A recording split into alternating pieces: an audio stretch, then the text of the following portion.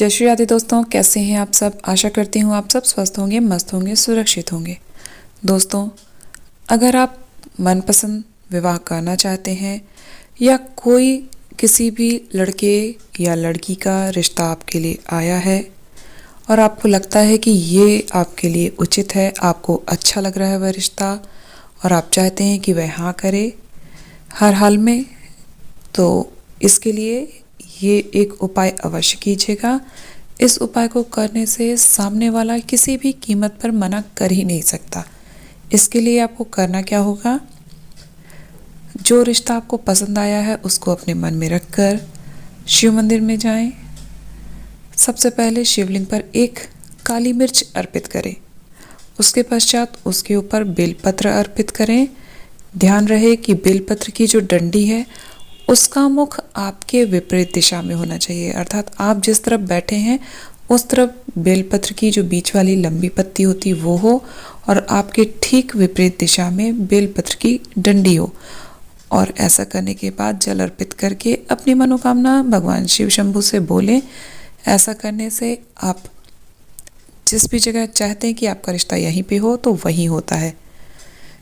सामने वाला किसी भी कीमत पर इनकार नहीं कर सकता। इसलिए जब भी आप उससे बात करने जाएं, जो रिश्ता आपको पसंद है, पहले यह उपाय करें, उसके बाद ही उससे बात करें। ये तो था आपके मनपसंद रिश्ते को हाँ करवाने की बात। और यदि आपके विवाह में किसी भी तरह की कोई बाधा आ रही है, रिश्ते ही नहीं आ रहे हैं, बात नहीं बनती, विवाह की बात आगे बढ़ती है लेकिन फाइनल नहीं हो पाती है, किसी भी तरह की कोई भी बाधा है विवाह में, तो बुधवार के दिन यह सरल सा उपाय कीजिए। इसको करने से विवाह होता ही होता है। पूरे विश्वास और श्रद्धा के साथ कीजिएगा। चलिए सुनते हैं, जानते हैं उपाय क्या करना है।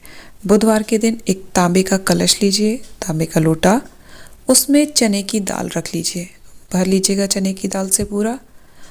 उसके बाद उसमें 2 पूजा वाली सुपारी लेनी है, 2 सुपारी रखनी है पूजा की, और 2 सिक्के रखने, चाहे 1 रुपए का सिक्का हो, चाहे 2 का हो, चाहे 5 का हो, चाहे 10 का हो, सिक्के 2 होने चाहिए, चाहे कितने भी रुपए के हों, 2 सिक्के हों। और उसके मुंह को पीले कपड़े से ऊपर से बांध दें।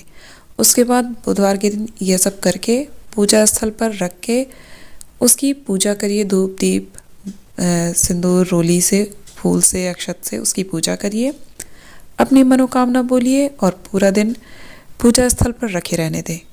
इसके पश्चात दूसरे दिन गुरुवार के दिन सुबह उठकर किसी से कोई बात नहीं करना है, मौन व्रत रखना है, कुछ भी नहीं खाना पीना है, मुंह जूठा नहीं करना है, कुछ खाना नहीं है आपको। अब ये नहीं कह दीजिएगा कि क्या हम चाय पी सकते हैं, ऐसा क्वेश्चन बिल्कुल भी मत कीजिएगा। कुछ नहीं खाना पीना है मतलब जब तक ये उपाय पूरा ना हो जाए कुछ भी नहीं खाना पीना है और ना ही किसी से बात करनी है। तो गुरुवार के दिन सुबह उठ के नहा धोकर स्वच्छ वस्त्र धारण करें। उसके पश्चात इस कलश की पूजा फिर से करें और फिर इसे अपने उल्टे हाथ पे रखें। ऊपर से दाहिने हाथ को रखें, लोटे के ऊपर दाहिना हाथ, और उल्टे हाथ पे लोटा रख के उसके ऊपर से दाहिना हाथ रख दें, मतलब उसके मुंह पर कलश के दाहिना हाथ रख दें अपना। और इसी तरह से लोटा ले जाकर किसी ब्राह्मण को दान देना है।